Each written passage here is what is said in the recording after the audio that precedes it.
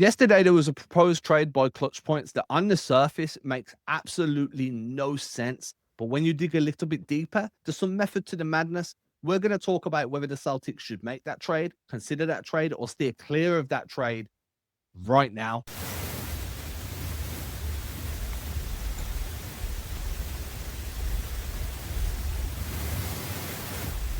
Yo, Billy, what's popping, man?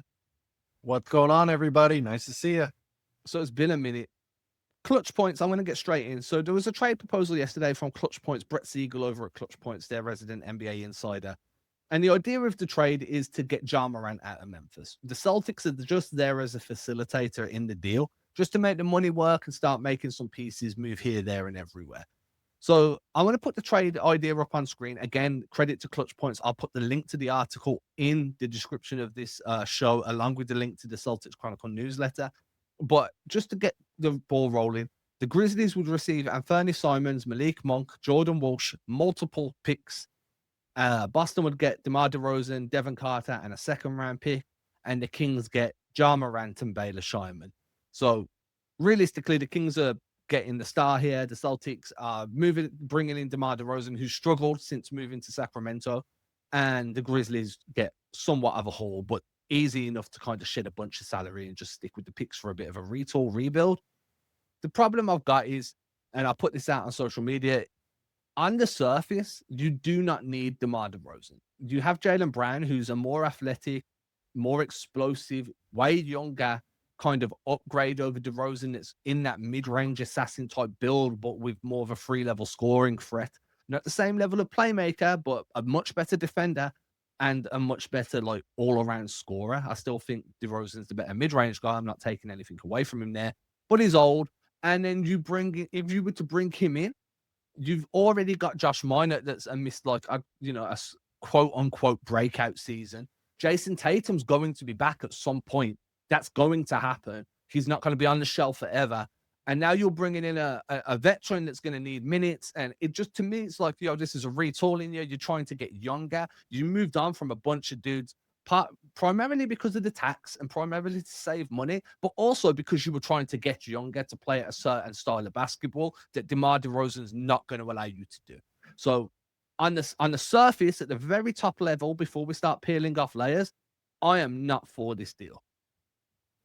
Yeah, basketball-wise, this is an absolute no any way you look at it. It just does not make sense for this team, either this year or when Tatum comes back, whenever that may be.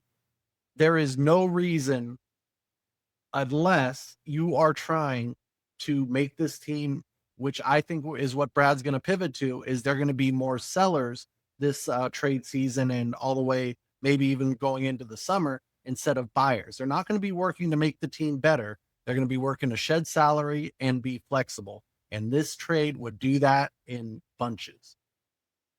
You kind of broke it down, right? So you sent me a screenshot earlier this morning. So we're recording this at around about 2:30, 3:30 a.m. Boston time, maybe 4:30 a.m. Boston time, 1:30 a.m. on the West Coast, 9:30 a.m. over in the UK. I'm giving you those times to let you know Billy's staying up super late and I'm kind of doing this early in the morning. But Billy, man, when I woke up to a message off you that I'd got while I was sleeping, just kind of saying, hey, yeah, the basketball side of this doesn't make sense, but here's why it makes sense financially, right? So I'm going to pull up the screenshot that you sent me, and then you being the cap dude, I want you to kind of go through and explain why, yeah, the basketball fit don't work, but financially you could actually make sense here, and it was going to what avenues it opens up for Boston headed into the summer and into next season overall. So if I bring that up now for you. Yeah, so it's kind of a funny contract. He's basically only guaranteed $10 million on next season's deal, not the $24 million that is, on Spot Track and any of these other places. The reason why it's only 10 is because if he doesn't make the finals, which, let's be honest, either the Kings or Celtics, he's not making the finals. And even if they do make the finals, you have to play at least 60 games, which is a no guarantee either. If he's on the roster up until 1/10/27, he only gets 10 million out of that 24. So not only does this save you a lot of money next year, the trade actually also saves you a couple $1 million this year, because he is cheaper than the guys we're sending out when you combine Simons with Walsh and Baylor. So you save money this year and you save money this next year. Now, this is not a basketball trade whatsoever. This is all financial. But if Brad wants flexibility and he wants to be not only under the first apron, just under the tax totally, this trade will get you there. And guess what? If you're under the tax this year and next year, no repeater. The repeater will reset. So I kind of think that's in their future. So what do you think that they bring him in this year? He gets to play. You can move Jalen down to the 2 if you need to. You can have mine at the 4. You can have DeRozan at the 3. You've got optionality there.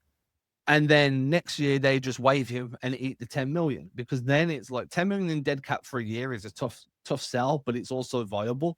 It's just really difficult to round out a rotation that way when you've got, 50, 60% of the overall cap, if not, it might be closer to 70% actually.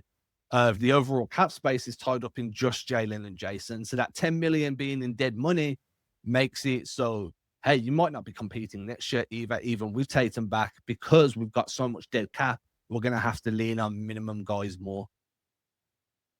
Yeah, and 10 million dead cap isn't like the end of the world. It isn't the worst thing. It's a lot better than 24 you're waiting for to expire if you kept him on, or God knows what it would take to re-sign Simons and keep him. Because I'm sure he doesn't look at want Milwaukee, to take less. dude. Look, they took 25 million a year in dead cap to move on from Dame. Exactly. So I think if Brad's big picture planning, it might not be pretty for a while. People are going to question it. It's going to make the product on the court a lot worse, but maybe that's the plan. And I've been saying for a while now, everybody that expects this team to kind of like ramp up and make some trades for when Tatum comes back, I think that would do a disservice to Tatum, and it would do a disservice to this team. Put that kind of pressure of, oh, we built a contender overnight, so that way when Tatum comes back in February or March, he has guys to play with. I think that's completely unfair to him. So to look at this from another angle, right? So I think we're both agreed DeRozan on paper is not a great fit for the way this team are trying to be built. In terms of finances, it actually makes a ton of sense. It's not like Siegel's just kind of threw this together and just threw Boston in there. Like there's obviously been a level of thought to the way he's constructed this trade. So fair play in that sense. Like, we need to be fair, give credit where it's due. On the surface, people will look at this, and I definitely did, because I didn't look at the money side of things and think, dude, man, you just threw Boston in there to throw Boston in there. But when you kind of peel back a layer, hold on, there was a level of consideration into why the Celtics would do this deal. But if you move on from DeRozan, the other incoming guy is Devin Carter. The outgoing guys from Boston are Jordan Walsh and Baylor Scheierman. Obviously, Walsh is coming off that game against Orlando where he hit that big time 3 down with 13 seconds left, make it a 5-point lead, and probably a 1 or 2 possession game. So that was probably the biggest shot of his career to date. Scheierman has struggled. He definitely feels like a guy that needs to land in a situation that can give him consistent playing time on a daily basis, on a game-to-game basis. At the moment, that's not available to him, partly because he's not been able to capitalize on the minutes he's being given. Would you be okay? Do you think Devin Carter in return for Walsh and Scheierman is at least fair? Do you think it's an upgrade? Are they downgrading? How do you feel there? I would say it's a wash. Depending on how you feel about Walsh and Baylor, their upside obviously is a lot higher. But if Brad's ready to part with them, I kind of trust his judgment, especially with like the Minots of the world and the Ugos kind of exceeding our expectations. We can kind of cut bait with the guys that are really struggling to kind of get there. And the thing is that we really got to realize is John Morant can be the next superstar traded. Like, that's just written on the wall. Like, when the players start joking about it, like what Durant was doing with Jaw's dad, talking about how he's not even going to be here in this city next week, get used to it while you can. When players start talking like that, like, it's no secret, like, this guy's getting out of there, and we are the perfect team to facilitate a trade. Obviously, we don't want John Morant, but we got Simons who we have to offload. We have plenty of picks. We have some young guys. We have all the stuff that you need for a third team in a trade. And Brad ain't going to just sit on the sidelines when there's opportunity to do something, either to get us better on the court, or what I think he's going to do, get us better situation financially, because we still have some salary to shed, and this is the easiest way to do it. Interestingly, if the Celtics were to make this trade, they'd open up a second roster spot. So right now there's 14 dudes under contract, 1 spot left open. This deal, again, I'm just going to put it back up on screen. The deal that Siegel posted was Anthony Simons, that's 1. Jordan Walsh, that's 2. And then Baylor Scheinman going to the Kings. That's 3 Celtics guys going out, 2 guys coming back. Would leave 13 guys under contract, leaving you 2 open spots that you ideally at least want to fill one, if not both of them, be around the trade deadline in that buyout market. So there's still worlds where the Celtics can take flyers on other dudes that shake loose between now and the time that transactions kind of have to come to an end. So you get some cap relief. You also get a little bit younger with Carter. You move on from the Simons contract, which, you know, he's playing really well. He's slowly finding his rhythm and in his role, but his expiring deal's kind of a bit of an albatross hanging around the Celtics because there's a decision that needs to be made there. So you move on from that. It does make sense. Now, I know you sent me a screenshot of how you think the trade would look, right? So I'm just going to pull that up now and kind of let you walk through that. I'm not sure I haven't looked at it enough to know if it's much different to Seagulls, but if I just pull it. No, I think it's just spelled out and maybe just a pick or two in there that might not have been already on there. But I believe that's pretty close. Yeah, that's actually. I know a lot of. Yeah, it is the same, right? Even with the picks, I believe. Maybe they didn't put the protections on it, but that's neither here nor there. What I would say, I think a lot of Celtics fans would be a lot happier of this deal if you even if you had to add or subtract other players, and we end up with Monk instead of DeRozan. I think a lot of Celtics fans would be happier on the basketball side. I do think Monk's a good player that's available that would fit really well on our team, but I just don't think that's the goal right now. I think we're sellers, not buyers on the basketball side. Yeah, I mean, I'm there. I'm all in for Malik Monk if there's a way to bring him in. But I think in this specific deal, in the context of this deal, I'm just going to bring it back up on screen. In order to make the money work and get everything across the line here, without giving up some of the younger dudes or without giving up important pieces in the rotation, I just don't know how you get there. That would be a really, I mean, you could add Sam Hauser in. There's a few ways you can do it, but are you weakening the team to add Monk then? The only good thing about Monk is he's got multiple years left. He's got 3 years on this deal that he's currently on. Overall, though, I understand why, but if we're talking from a basketball fit, which is where my approach always comes from, I'm saying a hard no. I just don't think DeRozan's a good fit. If we're talking financially, as you said, and you're just gearing up to be sellers right now, you're trying to get to create the cap space so that in a year, 18 months, once you've got enough assets around, you can start wheeling and dealing to bring back the next iteration of a contending team, then I understand why you make this move. I will say on a basketball sense. Oh, sorry about that. I will say from a basketball sense, though, there is an advantage to DeRozan. We're so bad in the last 5 minutes of games and just generally in fourth quarters. You could honestly argue our record could be like 7-3, 7-4 if we had DeRozan with this group just to help us close. But is that what you want? We lost a lot of very winnable games. Oh, I absolutely don't. I'm just saying from a basketball standpoint, if you did want to win games, I mean, DeRozan probably gets you to like 42, 43 wins, which I don't. Yeah. I want to be in the 30. Yeah, that's kind of where I'm at too, is like, yeah, he wins you games, but my stance on this has been also all season, coming into the season and over the first few weeks, is very much be as competitive as you can. But then once you get to the 20 game mark, if you're hovering around that playing tournament or the low end of the playoffs in terms of seeding, pull the plug. Just go for the draft pick, go for the lottery pick. There's no value with this current rotation.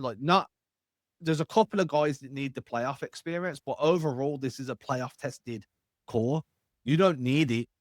You're not going to get anything out of it. It's a deep draft class. If you're towards the bottom of the playoff standings in the East, or the playing tournament kind of looks like your route in, just pull the plug, man. Sit some dudes for the last 10, 15, 20 games, fall down in the standings and give yourself a shot at a lottery pick. And the problem with having DeMar there is, as you mentioned, you're going to win more that way. And when that happens, now all of a sudden, the retooling takes a little bit longer, because if you could go and get yourself a whoever in the lottery, then it just gives you that little bit more of a boost in terms of young, cost-controlled talent with incremental development that's going to help you or be a big-time trade piece in a year or two.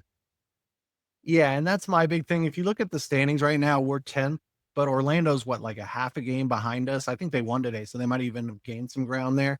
So like you could realistically say like Orlando's going to have a better record than us by the end of the year. So us with full health, everything is we have everybody playing. We have nobody banged up.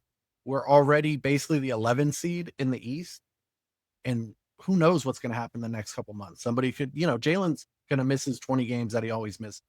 Derek White is not no spring chicken. Plus, we're going to sell some guys. So, like, the path to the lottery, it's there because we're already on a 37 game win pace. And that's in the perfect scenario with everybody healthy and Jalen playing out of his mind. So, what happens in January and February when these guys are worn down? Like, the lottery path is here. Let's take it, guys. This is a gift from the gods. Gift from the god. Another discussion that's been happening lately. I don't know if you've seen it. Chris Mannix has been quite vocal, I think, on 2 different podcasts recently, actually, where he's pushing for the opposite to be true, where he wants the Celtics to be buyers at the trade deadline.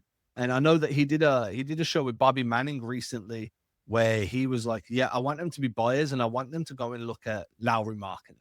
And Lauri Markkanen is a guy that we discussed during the summer as like the ideal Kristaps Porzingis replacement. That was very similar wording that Mannix used in the recent episode with Bobby Manning.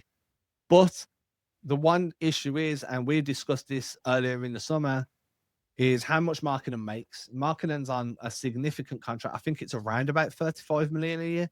So it's in that region anyway. And Danny Ainge is there. So Danny Ainge is not going to let him go without a ridiculous haul coming back. And nobody ever feels comfortable about striking a big time trade with Danny Ainge. But I want to bring this up just while we're on the talk of trade talk, because Markkanen is the sort of guy that if you can create the space for him, if you can find the trade assets for him, not this season while you're trying to retool, but in a year or two, once you're starting to put the pieces together of the next contending team, Markkanen looks like a guy that could be a good fit. I just don't know how I feel about such a large contract on a dude that's not proven when playing for something important. And I know basketball's positionless, but he plays the same position as our best player. So, like, is Tatum's rebounds going to go down? Is his, guarding the 4 is going to go down? Like, Tatum's going to basically be a more traditional 3? Because I don't think Lauri would be good guarding the smaller, quicker guys. I actually like that Tatum's our leading rebounder. I like that Tatum is a front court defender. It honestly one of the best things about our defense when we are healthy. Like, that's why we were a top 5 defense these past few years. And then you put Lauri in that spot, and he really can't play small ball 5 except in really small, scenarios where the other team might not have a traditional big. And even that's going to just be in stints. I love Lauri Markkanen. I would love him on the Celtics. Like, he'd be one of my favorite players. I just don't like that. Not only the money, he plays the same position as Tatum. That's the hard part, right? Because Porzingis is gone, and because he was so impactful when he was in Boston and he was with the team, the natural kind of inclination is to look for a dude that can bring you what you lost when he left. And it's wild because I don't see people saying the same thing about trying to replace Drew Holiday, who was as much, if not more important than Porzingis in terms of just what he brought to the team. But the inclination remains the same. You try and replace what left, and Porzingis was, they don't call him the unicorn for no reason. So it is hard to understand how they can pivot away from there. Now, obviously, they could go completely opposite way, look for a rim running big that's explosive with decent durability. That's not easy to find. Explosive bigs are usually not that durable, but it's possible, right?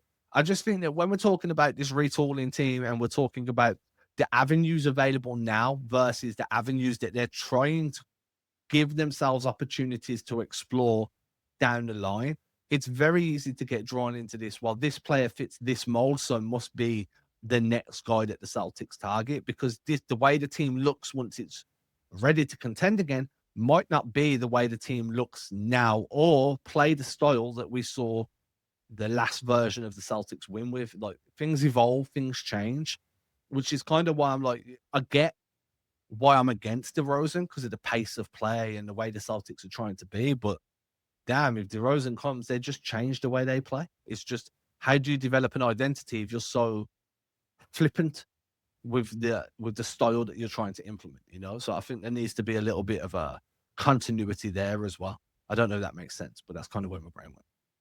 Yeah, and my only kickback to that would be, what pace of play? We're last in the NBA in pace. We don't play fast. We play the complete opposite. We play basically half court ISO ball for the most part. What is the difference? But like I said, theoretically, we did want to play faster. We tried to implement all these things. We've When you seen it a can't few rebound, times. but when you Like can't we saw rebound, it you against can't do it. Washington. No, that's the biggest problem. And I've said this, if anyone reads my newsletter, one of the common themes that I've hammered for a while is to control the tempo, you need to control the glass. And pace and tempo are different. Pace is the amount of possessions that you get in a game. Tempo is the speed of the decisions you're making during the game. They are very different. But if you want to control those two aspects, you need to be able to control the glass. And one thing that if you're looking at stats right now and being like, well, the Celtics, where are they at the moment in overall rebounding? I'm going to put it up. But it's very easy to be like, well, the Celtics are here in defensive, in rebounding, so they're not doing too bad. So I'm just pulling it up now. Okay, the Celtics are... Okay, so yeah, in total rebounds, the Celtics are 22nd in the NBA for rebounds per game. If you go to defensive rebounds, that drops to 27th. It's a 5-point drop. The Celtics work on the offensive glass is actually skewing their rebounding ability. Not loads, but earlier a couple of days ago, they were like 15th in rebounds, 27th on the defensive glass. I think the defensive glass is the biggest issue. And like you said, until you can control that, you do not have the ability then to dictate the speed of a game, whether that's pace, whether that's tempo, whether it's both of those things. You need to be able to work on the glass. And that to me is DeRozan could help there a little, but realistically, you'd want to be going after a big. And I said this, I had a few people kind of tell me I was wrong here, but if I was the Celtics and I was doing any deal involving the Kings, and I understand that Seagulls trade offer is not about getting the Celtics what they want, it's about getting the Kings what they want. But I'd want Sabonis. Like if I was going to choose a big man to like replace what the Celtics lost in Horford and Porzingis, I want Sabonis. That's who I want. Go and get me Sabonis. And evidently that's not going to happen because of a bunch of reasons. But I do think that if that was me, I'd be like, hey, if I'm doing a deal and I'm helping you get Ja and I'm giving you Anthony Simons and I'm giving you this, what else would I need to give you to price a bonus away? But at which point then having Ja makes no sense for Sacramento and the whole deal falls apart. Yeah, that my whole thing with Sabonis, I kind of feel like because he's another one that goes between a 4 and a 5, that if I need to get a center anyway to kind of take some load off of him, so that way he's not always playing the 5 and getting banged up, because nobody gets hit in the face more than Sabonis. Like he has that that thing Daniel Tice had where he just gets freaking rocked by elbows every game when he's guarding other bigs. So I do worry about his durability because he does get banged up a lot. What I really want though, like just to pivot, because we do need a big, I want them to go get like Okongwu or something, like somebody like that. The Hawks have the deepest front line in basketball. One of those guys can be taken from there. And I think Okongwu would be absolutely a perfect fit. I remember being high, and you can Google you can go on Twitter and search the archives. I remember posting about it quite a bit. Okongwu was a guy I was really high on during his draft cycle, when I was trying to dabble in draft stuff before I realized that the time difference and the lack of college coverage here makes that virtually impossible. I do like Okongwu. I think the defensive versatility he gives you is great. I think that he can switch quite a bit. He can bang a little bit. He's available. He's not a guy that's going to massively raise your ceiling, but he's a dude that's going to drastically higher that floor based on what the Celtics are missing right now. Again, you just need somebody that can put in work. A Mitchell Robinson type guy is not walking through the door this year, right? And I say Mitch Robinson because I remember there was a discussion I was having a few years back with guys that covered the Knicks, like, hey, if Mitch had the same level of opportunity as Robert Williams, would Mitch be seen as impactful of Robert Williams? And that opportunity for Mitch came later, but now like he's having some dominant performances in limited minutes, and the Celtics could do with a guy like that themselves. And that type of guy is not walking through the door. I think Okongwu could improve with Boston. I think he'd get good minutes. It's just what do you reckon it would take what would you have to give up to convince Atlanta to pass on him? Yeah, that's what scares me, because I know the pricing can be cheap, but that's the kind of thing I'm looking at. And like I said, I always have the pipe dream of being the third team in a Ja Morant trade where Ja goes to Miami and then somehow we get Bam, and then, all the picks, Simons, whatever young guys they want go to Memphis. Like that would be the dream, because I do think Bam is not long for Miami. I think the clock is started on him wanting to get his butt out of there. And I do think Bam and Tatum, now that's a combo I want. That's my front court. Like, I want Tatum at the 4 and Bam at the 5. Like, that's Eastern Conference Finals, just those two. Then you add in Brown and White and everyone else, it's going to be phenomenal. But that's my pipe dream. But like I said, Miami does want Ja. I just don't know how bad, because Pat Riley is very cheap. Do you think there's a world where you can pry Nick Claxton out of the Nets? That's a great question. They are tanking because they are so in love with this draft class. I think they'll want assets, and I don't want to give up my pick in this draft for Claxton. I think that would be, robbing Peter to pay Paul, as they say. Yeah, I think if you were giving up a future first, then I could probably talk myself into it, depending on who's heading out the door. I think Claxton fits the mold of the way the Celtics are looking to play now. Fixes your rebounding issues, gives you an above the rim threat, puts Nemi onto the bench, where Nemi's been great to start the year. I'll give him his credit. There's some flaws for sure, but he's doing better than I expected. But I think then if you put Nemi on the bench, he can be like a solid NBA rotation bench big. And then you put Nick Claxton in the starting lineup. I think your rebounding issues get a lot better very quickly. Your vertical spacing gets a lot better. You add the short roll game back in as well, because I think Claxton could evolve into a short roll guy a little bit. But again, I'm the same as you. If you have to give up this year's first round pick, that's a non-starter. The draft's just too good this year. This draft is unbelievable. And as unpopular as it is, and I'm sorry in advance, Richard White, I love your son. He's one of my favorite players. I own his jersey for a reason. But that is why I do like the Bill Simmons trade to Houston, because I want that Suns unprotected pick that Houston holds, and then make them throw in Tari Eason and whatever else, because Tari Eason's freaking awesome and he needs to be a Celtic. But I would take that Suns unprotected pick and Tari Eason for Derek White. Is that the entire trade? Was it Tari Eason plus a pick for Derek White? Yep. Okay, I think I could get in on that. I think losing White would suck. And I think that his value to a contending team is great. Now, the argument I have against keeping White, and one of the reasons why I'd be okay with it, is if you're operating under the realistic time frame of 18, like 1 to 2 seasons after this one, right? So this season's a wash, whatever. If you're like, okay, it's not going to be next year, it's not 2026, 27 that's going to be a contending year, it's 2027, 2028, then White's going to be closer to 35. Then he's going to be like 33, 34. He's clearly out of his prime by that point. His impact could still be quite high. Drew Holiday was around that age when he landed in Boston and made a huge impact. But if you can maximize on White's value now and bring back a guy for the future, plus a high-level draft pick, and save some money while doing it, it would suck. And I'm not advocating for it whatsoever. But if the Celtics did make that decision, which I do not expect them to do, just to put that out there, but I'd be able to understand the mindset. I'm not saying I'd be for it, but I'd be able to understand it. Yeah, and like I said, I don't even know if Houston would do it, because they really do have a chance to win a championship this season. But that Suns pick, there are 3 guys in this draft that are generational, and then the rest of the top 10 is pretty damn good. But if you have a chance at one of those generational guys, I don't think they're gonna give up that shot. That Suns pick is just that Willy Wonka golden ticket, man.